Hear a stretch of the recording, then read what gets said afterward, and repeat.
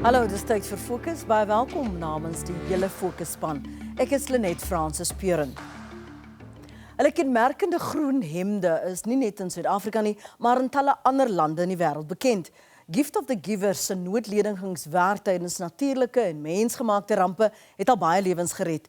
Hulle werk het ook al gehelp om baie lyke te vind en uit te ken, sodat familielede van slagoffers hulle geliefdes kon begrawe. Wie onthou nie al werk tydens die dodelike aardbewing in Turkye in Sirië in Februarie vanjaar nie. Die humanitaire organisasie het hierdie lyke van ongeveer 2500 slagoffers gevind. Meer onlangs het hulle hulp verskaf tydens die oorstromings in groot dele van die Wes- en die Noord-Kaap. Gift of the Givers het vroeër vanjaar saam met die Universiteit Stellenbosch se departement globale chirurgie 'n konferensie oor rampbestuur aangebied. Jolien Reed en kameraman Siyamukela Mlongo was daar.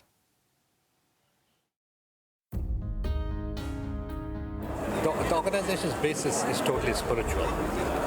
On the advice or the discussion with an Afrikaner man who moved to Maritzburg, when I moved to Maritzburg in January 1986, he told me of a spiritual teacher and a spiritual place in Istanbul. I landed up there 5 years later, in August 91. Saw the spiritual teacher, saw people of different religions, different nationalities, different colors, people of faith and unfaith, all being in the same place. I came back to South Africa and the following year I went back because there was something of my heart that was left behind in Turkey. On the 6th of August 1992, on a Thursday night, the spiritual teacher gave me an instruction. He said, "My son, I'm not asking you. I'm instructing you to form an organization. The name in Arabic will be Wakful Wakifin, translated Gift of the Givers. You will serve all people of all races, all religions, all colors, all classes, all cultures, of any geographical location and of any political affiliation. You will serve them unconditionally. This is an instruction for you for the rest of your life. Don't even expect a thank you." And the most important thing he said is, remember that whatever you do is done through you and not by you. Dekades later was Dr. Imtiaz Suleiman, die stigter van Gift of the Givers, se spanne terug in Turkye om ook gestand te doen aan die belofte wat hy meer as 30 jaar gelede gemaak het. So on the 6th of February at 4:17, a monster hit Turkey. An earthquake that affected 15 million people. Ya babacığım ne köpek saldıracak? Buraya 500 tane köpek saldırıyor. Kurban olur. Bir taş dur ya. Hocam gerçekten abi ben de diyorum ya. Abi bak yabancı ekiple de konuştum. Bizim Türk ekibi de aynı şeyi söylüyor. Biz abi Niye indi millet şimdi? inme yok abi 5 dakika mola. 5 dakika mola arkadaşlar bu iş böyle. 200 kaç 500 metre bir köpek anlatıyor. Abi abi In Turkye was dit 'n hele provinsie wat in puin gelê is. Die huise is almal plat gewees, soos julle gesien het in die voorlegging goed ook. Daar's 'n drie verdieping gebou wat alles plat op mekaar. Ya abi götürü sen o klaseye geliyor. Canlı var diyor ama bir bok yok diyor. I remember one of the gentlemen on site. We were busy retrieving one or two bodies, and he tapped me on the shoulder, and he said to me, "It's been 4 days, and he's pretty much lost 4 family members. They are buried under the rubble, and no one has actually made an initiative to, try and retrieve them. But it's because it was enormous. We didn't really have enough manpower. The country didn't really have enough manpower." And we went over and we managed to retrieve 3 of his loved ones, granddaughter, dad. It was just overwhelming. All you could smell was stench of, bodies all over the city. But we tried, and tried and help. I mean, we managed to assist, retrieve, 2 live patients. Optimus en Donna was die honde wat die uitgewys het van die 90-jarige dame wat lewendig gevind is 8 dae onder die puin. Dit was 'n enorme ander gevoel. Jy is net daai ekstra trots. My hond en ons hierdie ander span se honde het ongelukkig nou nie lewendige persone gekry nie. Maar in totaal het hulle gesê het ons ongeveer 2.500 liggame wat ons honde uitgewys het as 'n groep deur die hele tyd wat ons in Turkye was.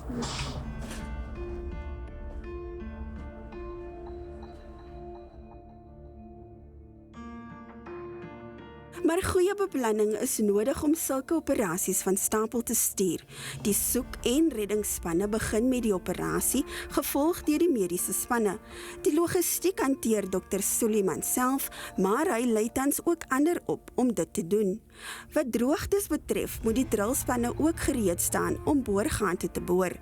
Gift of the Givers help met natuurrampe en mensgemaakte rampe.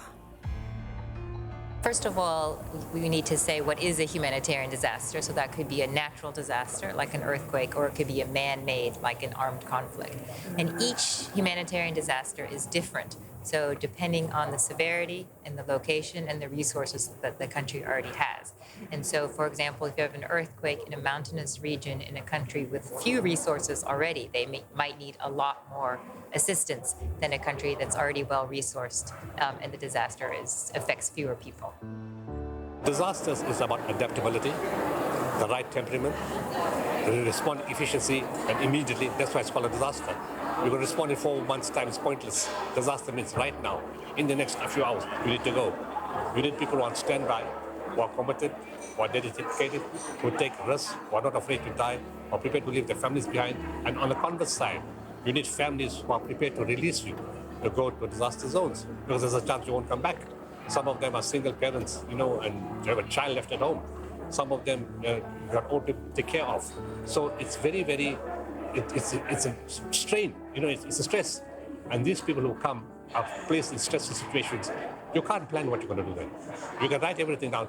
It never, ever works out according to what you do. But what works out is your adaptability and your approach and thinking on your feet how to make a plan. With the lives of thousands that came tumbling down, even the memories here have been lost. And it's not known if any of these people are dead or alive.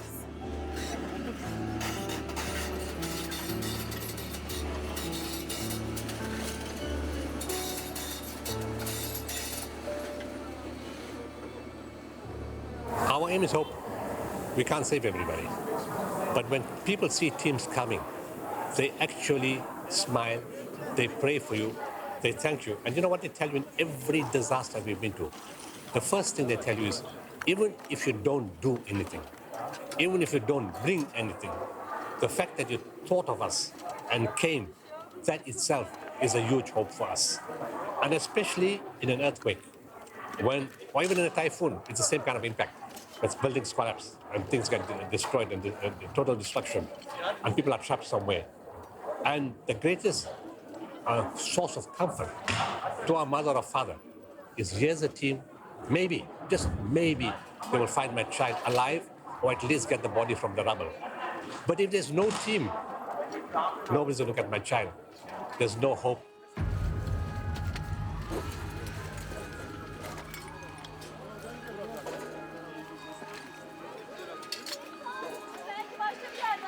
Gift of the Givers bied al jarelang wêreldwyd humanitêre hulp aan en soms is daar herinneringe aan die werk wat hulle dekades gelede gedoen het. Vroeër vanjaar in Turkye het hulle weer gehoor van hulle werk tydens 'n oorlog in Bosnië in 1993. Dis daar waar hulle die eerste mobiele hospitaal gebruik het. Gift of the Givers was born in Turkey. The earthquake happened in Turkey. The hospital was instructed from Turkey and went into Bosnia. And the Bosnian team was in Turkey with our team. And a man from the Bosnian came to Ahmed. He started crying. And he said, I know your name, the name of your team. So Ahmed asked him, how do you know? Takes out a picture. In 1993, you guys brought a hospital to Bosnia. I was born in that hospital. The power of spirituality. Beleggers ingeskakel vir die tweede deel van Jolien Reed se verslag. En dan val die klem op die mediese personeel se uitdagings tydens reddingspogings. Ons is nou terug.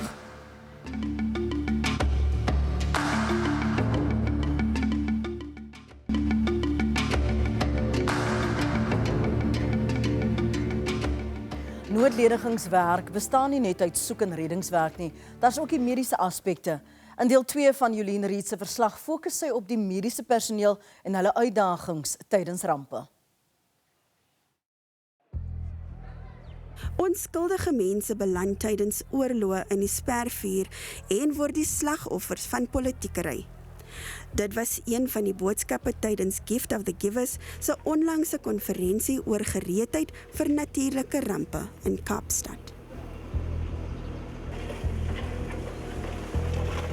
On a daily basis, you're seeing children die, you're seeing chemical weapons, you're seeing women die, you're seeing civilians being bombed. And it's very hard to reconcile that with the world we live in. So you have to constantly put that aside and say, I must have a clear mind, what can I do? But seeing the children die in Sirië from automated weapons, it is destroying. Because those are things you genuinely can't fix. They come in, they die, there's nothing you can do. It's not even a question of resources or ability. It's a question of the nature of the conflict you're in. It's a situation you're in. Gift of the Givers se mediese spanne speel 'n groot rol om die slagoffers wat oorleef te help. As much as I'd like to say that we can return people back to a pre-morbid state, the reality of it all is that these are such horrific accidents that it's almost impossible. What we endeavor to do is to return them to some sort of function and aesthetics that is going to be acceptable to them. But we can never truly give them back what they had. Nadat hy 'n jong seun se gesig hergestruktureer het, het Dr. Jamil Desai aan sy eie seun gedink. That particular child lost his entire family in the war and was only left with an aunt who was now taking care of him. So he would never know his parents and the two siblings that demised in that horrific blast. But what was particularly touching for me was at the time that I performed that surgery on that child, at that very moment in time, I had a son back home who was roughly the same age.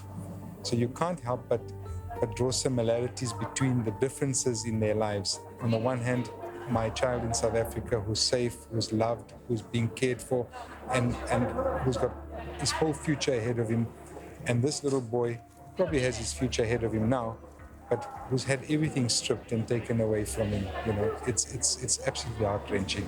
Die ortopediese chirurg Dr. Johnny de Beer sê, die opleiding wat Suid-Afrikaanse dokters in die veld ontvang, is voordelig veral daar waar daar groot verwoesting is. Met ortopedie is daar altyd werk, want baie keer, of dit nou oorlog is, of 'n aardbewing, is die mense wat oorleef, het besering, so arms, bene word beseer, so daar's baie werk vir ortopedie. So ons deel op in spanne, ons gaan na die verskillende sale toe, ons maak eers 'n lys van wie daar is en wat benodig is. Dan kyk ons na die toerusting, en dan beraam ons plan A en plan B. Dan begin ons. So om effektief te wees, moet 'n mens weer daai beplanning doen. Dan weet ons hoeveel toerusting en wat ons kan doen. Dan kan 'n mens baie gedoen kry, maar dit is nog steeds, party operasies is kort, party is lank. Maar gewoonlik as jy 12 tot 20 'n dag kan doen, is jy baie gelukkig. Dr. Imtiaz Suliman sê hy is bekommerd oor die mediese personeel wat na rampgebiede gestuur word en nie oor die nodige opleiding beskik nie. We've seen people die. First world teams come and practice on people. First world, not third world, first world. Come and practice and people die from bleeding. In Haiti, they did amputations the wrong way. So if a child's hand is cut, you now cut above the elbow. If the cut is by the ankle, you cut above the knee. It's not your child. Why the hell do you care? You're coming to practice your skills here, or non-skill. No ethics. This is the first time my teams broke down. They were cleaning the church and washing the floor and started big paramedics, jaws of life, see people stabbed every night, pull people out of a truck accident, take them out of a burning house. Skill, they see all these kind of things. They broke down. Why? Because when all these kids came, hundreds of them, we had to re-amputate them. At our public hospitals where all our doctors and nurses train, we often don't have all the supplies that you would have in a first world country, and that is what you need in a humanitarian disaster. I think that the gift of the givers and their team, they mentioned resilience, creativity, they have those skills to work in a disaster that some first world teams don't. And in disasters, almost inevitably, the government will call us, please can you help locally and internationally. They will take credit to say a South African team is coming. They say it quite openly. And it's so often in Parliament, they pass motion of commendation for gift of the givers intervening in some country. So it's like an underlying unspoken word that unofficially, we are the official response of the country to disasters locally and internationally.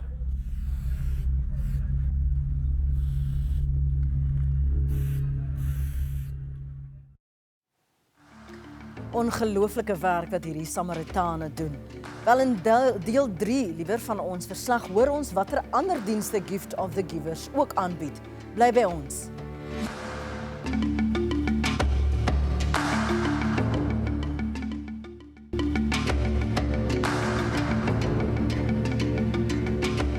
Welkom terug. Die humanitaire hulporganisasie Gift of the Givers is ook baie betrokke in Suid-Afrika.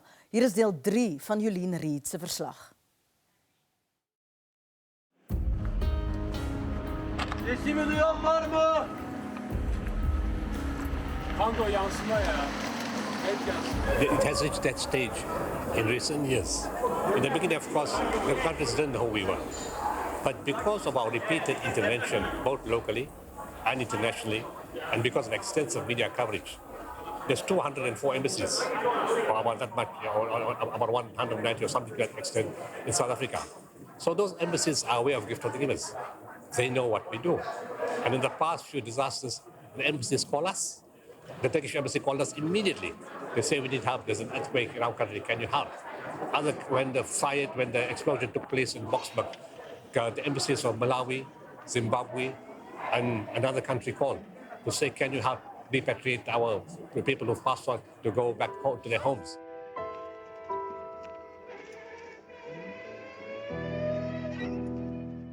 Ook in Suid-Afrika maak Gift of the Givers landwyd 'n groot verskil aan mense se lewens, nie net tydens rampe nie. Een van hulle projekte is om 'n daghospitaal op te rig in gebiede waar daar nie dokters, tandartse of oogkundiges naby is nie. A lot of the patients just needed a pair of spectacles. So we took all their data, went the next time and took a whole lot of ophthalmologists with us. People who needed cataract surgery were then all lined up. So the next time we went, we took spectacles with, and we took with the ophthalmologists to be able to get them onto a cataract surgery program. We also found out that there was no dentist in the area, so we took a load of dentists with. We, on one day, did about 700 extractions. And so that's a lot for one day. So what we do is we take the dentist with, they sit in a normal chair, they get a local anesthetic, and we do an extraction, we wash the instruments there, and we re-sterilize it there so we can do as many as possible. Our vision is to have a world where people can access surgical care when they need it. So surgery here in South Africa, really, if you're in the public sector, you don't have medical aid, or if you live in a rural area, very hard to get to. And every minute for people with surgical conditions makes a difference. And so we want people to get the care they need when they need it. Maar waar kom die geld en die toebehore vandaan vir hulle noodleningswerk? Dr. Suliman sê sy spirituele mentor het dit meer as 30 jaar gelede duidelik gemaak dat hy nooit geld moet najag nie. As a policy, we don't have fundraisers. We said people will come to you from all over the world. People have been coming to us from all over the world for many years now. And everything is said, you will get big and you will grow. And emphasize serving Africa and developing health systems. And that's exactly what we're involved in. En die vrywilligers wil aanhou om hulle gawes met ander te deel. I think people are really aware that we don't get paid to do this. It's purely voluntary. And we're quite passionate. That's why, whenever there's a call from Dr. Imtiaz that we have to go for a mission, we don't even hesitate. Within 48 hours, we're out of the country. So for us, it's all about making a difference. I'm a qualified paramedic myself. So you always want to try and help as much as possible. It's never about you. It's always about a bigger picture, a greater good, that you just have to do it. But it is hard. We get more out of it than what we give. Believe you me, it does something for your soul. It does something for your well-being that you can't describe. It feels good to help people, and more people, I think, in our own country should try it as well. It really is the best and ultimate flex, is to help other people. All of us must do good. It's a simple teaching what my spiritual teacher gave us, what we all born with: charity, serve everyone, be kind to parents, help others, no ego, don't put yourself above others. Best among people are those who benefit mankind. Every child is told, do what you want, study what you want, learn what you want, but have a passion for what you do. And in what you do, make sure there's an element that you can serve mankind.